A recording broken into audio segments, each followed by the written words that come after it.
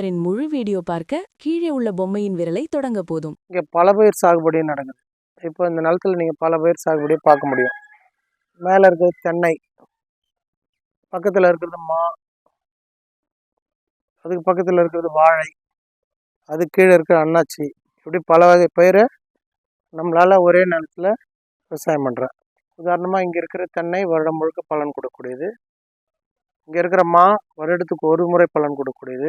இங்கே இருக்கிற அன்னாசி வருடத்துக்கு ஒரு முறை பலன் கொடுக்கக்கூடியது. வாழை நாங்கள் 2011 நட்ட வாழை தான், தானே புயலுக்கு அப்புறம்.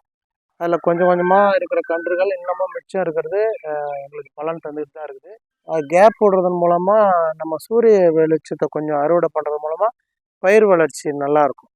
அப்போ அந்த மாதிரி பண்ண முடியும். அது இல்லாமல் இந்த மாதிரி கேப் போட்டு பண்ணுறது மூலமாக மேட்டுப்பாச்சி மாரி போட்டு வேளாண் கழிவுகளை போட்டு மண்ணை போட்டு மூடுறதுனால இந்த வேளாண் கழிவுகள் மக்கிடும். இந்த மக்கிற வேளாண் கழிவுகளை மரங்களோ செடிகளை இழுத்துரும். இந்த இடம் கேப்பாக இருக்கிறதுனால சூரிய வெளிச்சம் படுறது மூலமாக எப்போல்லாம் தண்ணி பாய்ச்சிருமோ அப்போ விதவிதமான உரம். இந்த தடவை தண்ணிக்கு ஈயம் கொடுக்கணும்னா அடுத்த தடவை வேஸ்டிங்க பசர் கொடுப்போம்.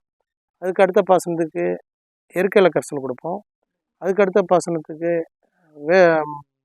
மூலிகை சாணம் கொடுப்போம். இதுன்றது கிடையாது. இவரின் முழு வீடியோ பார்க்க கீழே உள்ள பொம்மையின் விரலை தொடங்க போதும்.